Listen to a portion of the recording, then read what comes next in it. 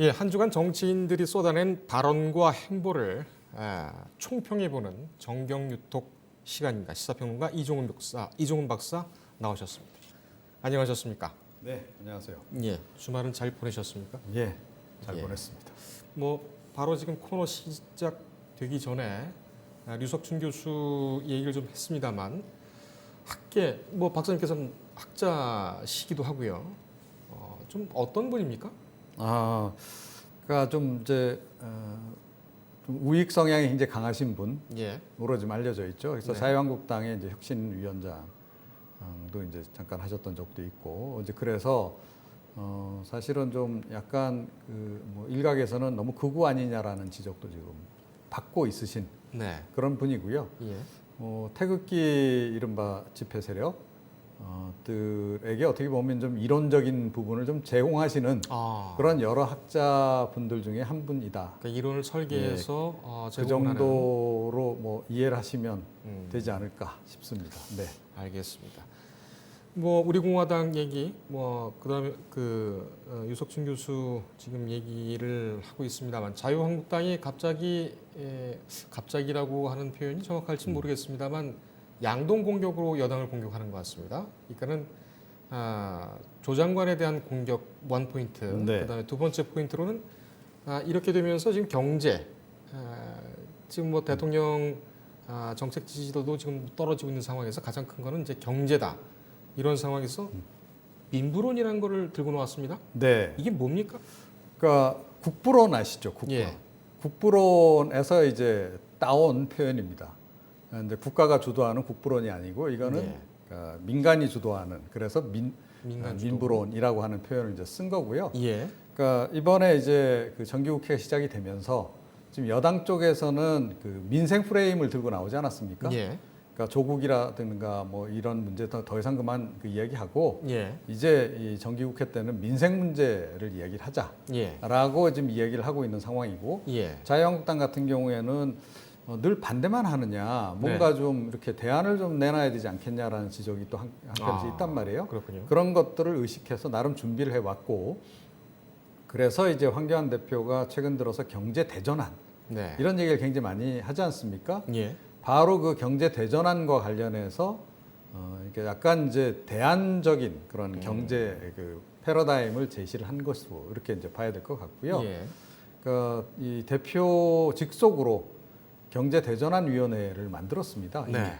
그래서 현역 의원 한 23명, 외부 전문가들 뭐 해서 다 합쳐서 한 90명 정도 예. 이렇게 했고, 김광림 의원이 지금 위원장이에요. 그렇군요.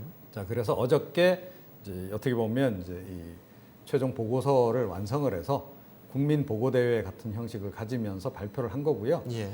김광림 위원장이 이제 이 발표를 할 줄 알았는데. 본인이 황교안 대표가 딱 등장을 했고, 네. 헤드셋까지 이렇게 딱 장착하고 예. 등장하셔가지고 마치 뭐 IT 벤처 무슨 예, 컨벤션 스티브 할 잡스를 때 연상하게 합니다. 네. 뭐 그런 분위기까지도 연출하면서 예. 좀 새로운 모습을 보이려고 했던 게 아닌가 네. 생각이 됩니다. 네. 그 황 대표를 이렇게 보면은 과거에는 정말 말쑥하게 정장을 차려입고 머리도 곱게 빗어 넘기고 그러셨던 현장에서의 모습이 생각나는데 정치권으로 가면 참 파격적으로 변하는 것 같습니다, 사람들이. 네, 그러니까 약간 좀 공격적인 그런 이미지, 예. 그런 이미지로 많이 이번에 변모를 했죠. 예. 그러니까 삭발도 이제 그 한 과정이라고 이제 볼 수 있는 거고, 예. 그와 더불어서 어제 이렇게 민부론을 제시한다거나 이런 것도 사실 따지고 보면 예. 대권 행보의 일부분으로 설계가 된 것으로 이렇게 이제 볼 수 있겠습니다. 그럼 이 민부론 자체는 그 황 대표가 설계한 것은 아니군요. 네. 연구해서 황 대표가 제시하는 것이 아니라 그 싱크탱크를 만들어서 거기서 연구를 통해서 만들어낸 대안이다. 그렇다면 이 대안은 문재인 정부의 이 소득주도 성장론을 극복하겠다, 혹은 추월하겠다, 뭐라고 봐야 될까요? 네, 폐기시키겠다라는 거죠. 폐기하겠다. 예, 어저께 이제 황교안 대표가 그런 표현을 아주 직접적으로 썼습니다. 예. 사실은 뭐 소득주도 성장론 이제 포기해야 된다, 폐기해야 한다라는 얘기는 그 동안에 뭐 자유한국당 쪽에서 뭐 계속 나온 그런 얘기고, 황교안 대표도 최근 들어서 굉장히 강조를 했던 그런 얘기인데, 예. 어제 그 자리에서도요, 시대를 거스르는 실패한 정책이다. 네. 이렇게 딱 규정을 내렸습니다. 그러면서 자, 그럼 그렇다고 그러니까 이제까지 그러면 이제 이 대기업 위주의 그런 그 과거의 정책, 보수 정당들이 취했던 그 정당이 그럼 그 정책이 유효하냐라고 예. 하는 의문도 다른 한쪽에 있잖아요. 그것에 대한 답을 이제 이야기를 어제 한 겁니다. 그래서 그 과거의 그 이른바 그 낙수 정책, 그러니까 대기업이 해외에서 돈 벌어오면 국내로 이렇게 그 네. 돈이 흘러 넘쳐서 국내 내수도 더 커지고 예. 이제 그게 아니고 황교안 대표는 어제 그 상당히 좀 새로운 걸 좀 준비를 했는데요. 네. 유수 정책을 이야기를 했습니다. 그래서 물이 샌다는 얘기입니까? 흐른다는 거죠. 아, 흐른다. 그러니까 이제 그 여름철에 그 휴가철에 그 물놀이장에 가게 되면 유수풀 있잖아요. 예, 그렇죠. 그런 식으로 이렇게 물이 이렇게 선순환해서 자본이 좀 잘 흐르도록 하겠다라는 취지로 그런 표현을 쓴 것 같긴 해요. 예. 어찌됐건 낙수 정책이 아니고 유수 정책으로 전환을 하겠다라는 얘기도 어제 함께 했죠. 네. 유수. 언뜻 오지를 않는데요. 네. 이거 좀 설명을 더 해주시겠습니까? 사실은 이게 새로운 용어 아닙니까? 예. 이게 뭐 경제학자들이 만들어 놓은 용어도 아니에요. 아. 제가 보기엔 상당히 좀 정치적인 용어로 좀 읽히는데, 그 뭐 구체적으로 뭐다라고 좀 설명이 좀 없습니다. 네. 다만 조금 설명을 한 게 뭐냐면, 지능 자본이 사방으로 흘러 넘치는 유수 경제, 협력, 공유, 개방의 새로운 파라다임으로 대한민국을 대전환하겠다. 예. 그러니까 이게 경제 대전환의 핵심 개념이다라고 일단은 이야기를 한 거예요. 예. 자, 그런데 지능 자본이라는 얘기도 처음 들어보시죠? 지능자본. 네. 지적재산이라는 얘기일까요? 아, 그게 아니고요. 그러니까 이제 자본도 상당히 지능화 된다라는 걸 전제로 해서 적재적소로 이 자본이 그러니까 잘 흘러 들어가서 산업을 일으키고 이런 쪽으로 활용되도록 하겠다. 그런 의미로 좀 저는 이해를 했어요. 인공지능 자본이라면 좀 이해가 쉽겠군요. 바로 그 얘기를 한 것 같습니다, 사실은. 예. 그러니까 요즘에 AI로 해서 이제 뭐 모든 분석이라든가 이런 것들이 다 인공지능이 다 이제 하는 그런 시대로 이제 바뀌어가고 있잖아요. 예.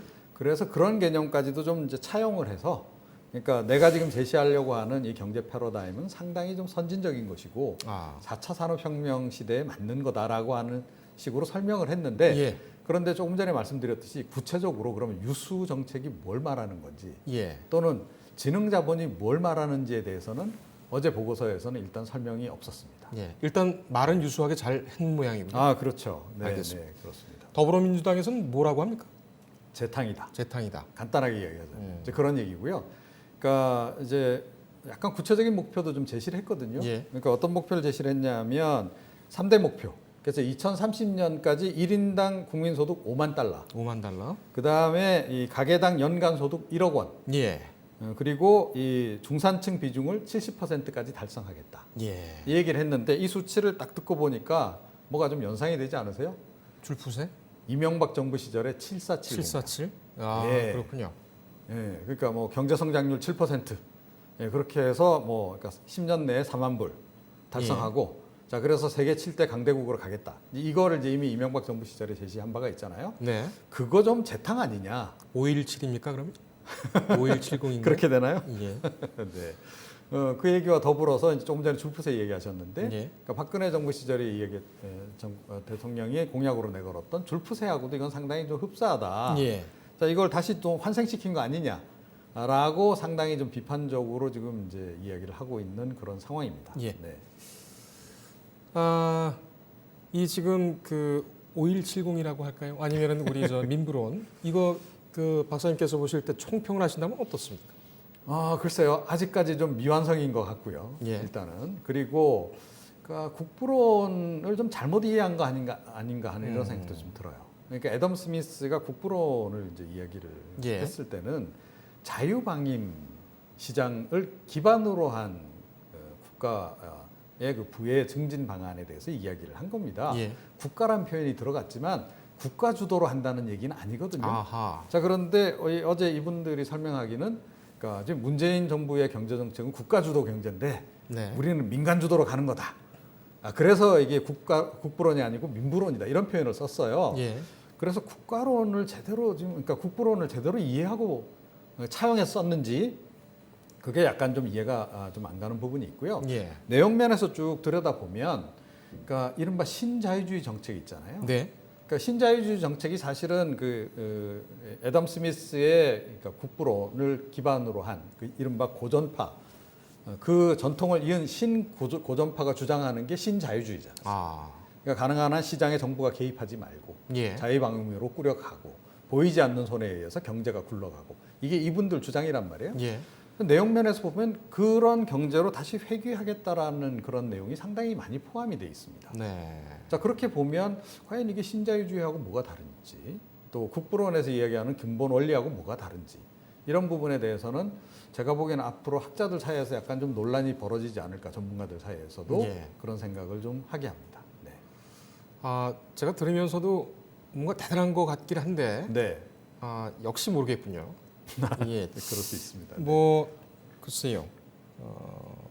2030년까지 1인당 국민소득 5만 달러, 가계당 연간소득 1억 원, 중산층 비중 70% 달성. 예, 근데 제가 이제 뭐 전체적인 내용을 보게 되면요.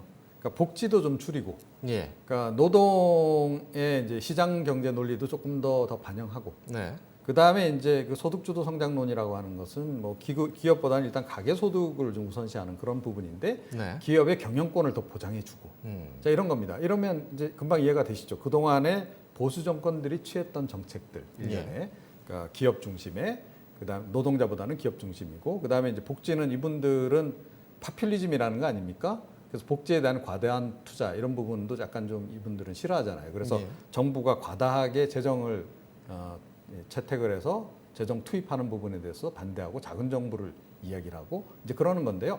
그런 그 맥락의 기본 정신, 조금 전에 신자유주의라고 말씀을 드리기도 했습니다만 그런 기조의 내용 또는 그 구체적인 대책들이 이 보고서 내용에 상당히 많이 담겨 있고요. 그런 점에서 보면 과거 그러니까 이명박 전 대통령이나 박근혜 전 대통령이 출마했을 때 내놓은 그런 정책하고 비교했을 때 본질적인 차이는 좀 없다. 오히려 박근혜 전 대통령 같은 경우에는 경제 민주화를 얘기를 했잖아요. 예, 신자유주의의 피해가 너무 심하다. 그러니까 뭐 불평등도 심해지고 뭐 여러 가지 문제들이 사회적인 문제가 있으니 예, 그 부분을 우리 보수도 좀 앞장서서 해결을 하겠다. 중도층도 그래서 좀 우리가 표심을 확보하고 그런 차원에서 경제 민주화를 이야기를 했던 거 아닙니까? 예. 그래서 김종인 박사도 영입을 했던 거고. 근데 실제로 박근혜 정부 시절에 들어가서 그 정책 그대로 펼쳤냐? 그렇진 않아요. 그럼에도 불구하고 선거에서 이기기 위해서 어찌됐건 경제 민주화를 표방이라도 했는데 네, 이번에 나온 그 민부론의 내용을 보게 되면 그거보다는 오히려 이명박 전 대통령 시절의 공약에 더 근접해 가 있는 그런 신자유주의적인 경향성이 조금 더 많이 가미가 된 예. 그런 정책인 것으로 일단 파악이 됩니다. 알겠습니다. 네. 한 2분 정도 남았습니다. 그 박사님께서 보실 때는 이 정책이 계속 발전하면서 진화하면서 갈 것 같습니까? 아니면은 이번 정국에서 그냥 선언적인 것으로 끝날까요? 어떻게 보십니까? 그러니까 지금 현재 상태로서는 굉장히 불안전하다라는 생각이 들고요. 그다음에 이제 제가 정치 평론을 하는 입장에서 예, 선거 전략, 내년 총선 전략이나 그 이후 대선 전략까지를 생각한다면 예, 사실은 중도층을 많이 그 편으로 이끌어 와야 되잖아요. 예, 이른바 이제 그 자유한국당 입장에서는 산토끼들을 많이 모아야 되는 겁니다. 네, 근데 중도층에게 과연 이런 신자유주의적인 성격이 굉장히 강한 경제 정책이 얼마나 소구력을 가질까? 예, 자, 그건 좀 의문이다. 이런 생각이 들고, 그러니까 이 그동안 황교안 대표가 보여왔던 본인의 어떤 그 상당히 좀 그 우익지향적인 성향성 그런 거하고는 잘 맞아요. 네, 예, 잘 맞는데 그럼에도 불구하고 외연 확장성이라고 하는 측면에서는 오히려 이게 좀 제약이 될 수도 있겠다. 예. 그래서 제가 보기에는 아마 당내에서도 좀 수정하자 이런 얘기가 좀 나올 가능성이 높지 않나 선거에 임박하면 예. 그런 생각이 좀 듭니다. 알겠습니다. 뭐 다 좋습니다만 가계 부채나 좀 줄여줬으면 좋겠습니다. 그러게요. 예. 네. 오늘 여기까지 할까요? 네. 감사합니다. 네.